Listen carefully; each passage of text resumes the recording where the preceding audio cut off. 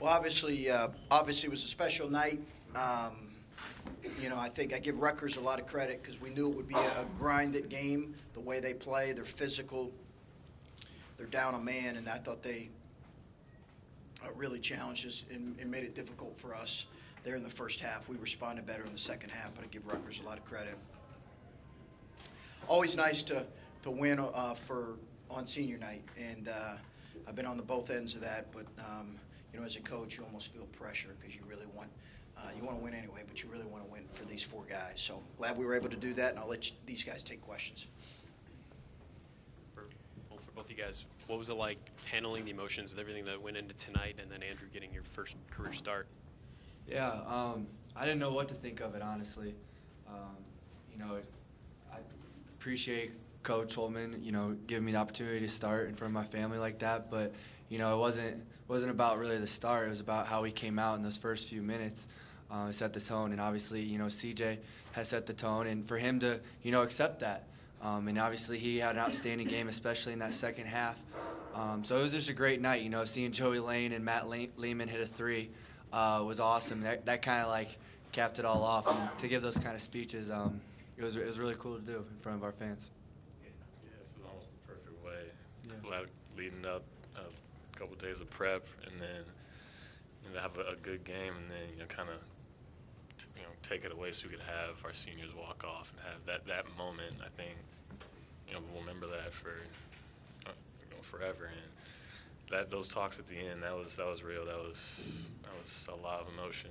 And, I mean, I'm so glad JT went last. We were all almost there, and then he finally let out all the emotion that we were trying to hold back.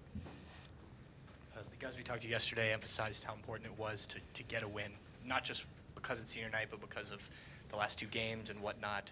How much drive was there? How much emphasis was placed on that these last couple of days? I mean, that was kind of part of the perfect storm part, just because we came off a couple losses, but then leading the senior night, we wanted to obviously get the win against get Rutgers' team, and then send everybody off. You obviously have another year left. The arena chanted it at you. Can you, take us through your decision to be part of this tonight? Have you made a decision? Was this just like a just-in-case type of thing? Why did you want to go through it tonight? It was mostly just because I graduated already. So, but I mean, that we haven't talked about it at all. I'm not thinking about it at all. We just talked about it in the locker room about stuff clouding your judgment, clouding thoughts toward winning, because that's all we're thinking about right now. Now it's Indiana. Now we're looking forward to Big Ten tournament, NCAA tournament, trying to win games. And that's all we're thinking about. Kata, just 6 points. What are teams doing to maybe slow you down, and what can you do maybe personally to get yourself in more of a rhythm, at least offensively? Obviously, you're impacting the game in other ways, but offensively. Yeah, like I said, this isn't a one-man team. If I don't have to score 20, I had a really long stretch in the Big Ten where I was scoring a lot of points efficiently, but we've won games when I've had 10 points, and we obviously won a game where I had 6. So this is a good team, and if I'm not hitting shots, clearly everybody else is, and that's all I care about is winning. I don't care about getting mine and getting 15 or 20 points. It's not my goal. Andrew, you mentioned CJ obviously taking over there in the second half. Well, offensively, what did Rutgers do to make it challenging for you guys down the stretch in the first half? Because they obviously closed it on a little bit of a run. They got some offensive rebounds, got in transition a little bit, and we just weren't executing on offensive end. I think they went on a 16. That was so fast. They went on a 16-2 run to end the half. That's, that was huge, and we knew that. They've come back on teams and made it a really competitive game. So we were it wasn't really a surprise to the coaching staff because they kind of emphasized it. And come back to Coach Holman being a psychic, because we literally talked about they come back from big margin leads. So for us to get that start in the second half was crucial, and CJ Jackson got us going. You said earlier about CJ accepting, coming off the bench and you getting the start. Did you guys talk at all before the game about that? Did he say anything to you, or what was? We had a conversation earlier on in the day just about our guard play has to step up. We got to get our swagger back is what we called it, because we felt like we hurt us the other night, and just to kind of see his confidence rise. And my contributions as well. It was just good to see. Andrew, obviously I want to ask you to compare the two, but this is your second senior night now, and obviously we know where you were at before. Yeah. Is this like a weird feeling or a different feeling than maybe before? And what were your emotions? We didn't get to talk to you after. What were your emotions playing up in Ann Arbor on Sunday? I'll answer your second one. My emotions, it was just weird in general. Obviously there was a lot of plays I wish our team could get back, but I can't. We got to move on. They're a really good team. I mean, they put themselves in a position to make the tournament, make the NCAA tournament. What was so great about this game was it was like a one-day prep, so we were eager to get back out on the court and try to get that bitter taste out of our mouth. And the first one, I don't know if you could compare the two because it's just such different. I mean, literally a different situation, but this time I'm actually playing. Like I knew I was going to have an opportunity. I was hoping I was going to have an opportunity to play my 5th year and try to contribute. Like last year, I contributed just by voicing my opinion. Like this year, I mean, the nut house goes crazy for me every time I chuck it. Like that stuff's special. That stuff like I'll remember and cherish probably for the rest of my life. So it's really cool and it's a lot different. 2 more from players.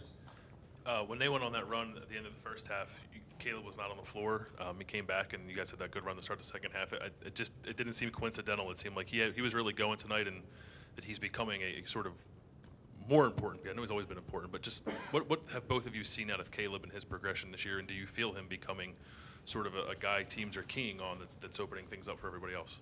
Yeah, he's definitely a big part of our team, obviously, and he's a big body. So, like, it's hard for one person to try and stop him. You're trying to box him out. I think he had 3 offensive boards, and they were pretty crucial in the game. So, I mean, and he keeps getting better and better. He's only a freshman, and, I mean, it's every game I feel like he's getting better and better, and it's just going to be nice to watch his development.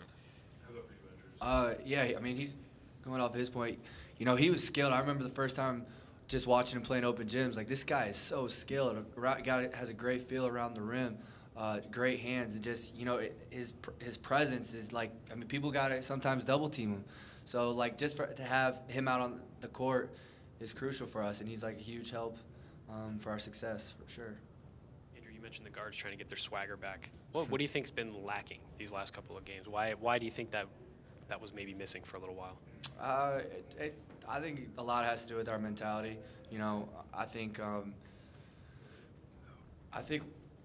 CJ does a great job. I mean, he's had an unbelievable year, I think, in my eyes, averaging what he is and, leading this team to a 14-3 record. And I couldn't be more happy for him to have this night because, there's bumps and bruises throughout the course of the year. And, we got exposed a little bit up in Ann Arbor and Penn State, and that's unacceptable. That's not how we got to this position. Getting K to the ball, making plays for our teammates and for ourselves. Like, that's why we are where we are, making plays on both ends of the court. So that's a huge thing, and we gotta. I mean, especially moving forward, we gotta make plays for us in crucial situations as well. Really quick, what are your emotions going into this final regular season game, playing at a place where your dad played and coached, and this roller coaster past year for you? What are you feeling as? I don't know what your NBA draft stock's like, but what's your? It's not up. I don't think I'm on. What's your emotions as your basketball career is kind of coming to a close here? It's coming to full circle. I playing at Indiana is where I grew up, where I was born, where I came back for 7th and 8th grade, where my dad was a coach, and obviously playing there, so I know the history of it, as Coach Holtman probably does. So it's a meaningful game. But it's just like any other game. We're trying to put ourselves in the best position moving forward to get to 15-3. Like, that's it. Throw emotions aside. Coach Holtman played against Butler. I played against Michigan. Like, throw this out the window. Let's go. It can't get any weirder than that. So. All right, thanks, man.